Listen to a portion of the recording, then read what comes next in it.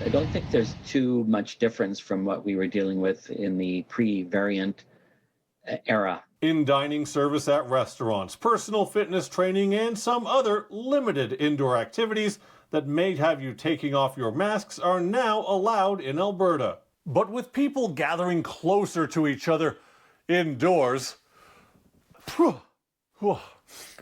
there's an increased risk of finding yourself in the spray zone. If you're attending in a restaurant setting and you're in your own family and your own circle of contacts, the likelihood that you're going to have any transmission to others is extremely remote. What about masks, which, as noted by the Prime Minister last April, prevents you from breathing or speaking moistly on them.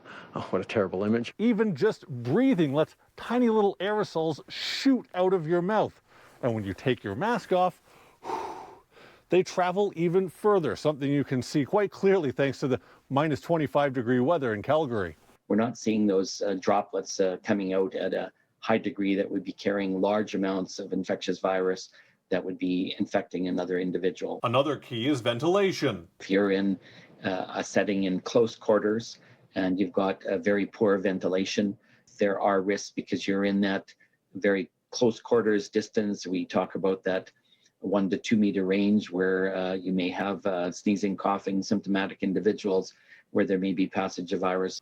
The NHL removed glass behind the benches to allow more airflow, and NFL doctors had contact tracing technology which showed people were testing positive for the virus even though they spent less than 15 minutes or weren't within 6 feet of an infectious person, leading to changes in that league too.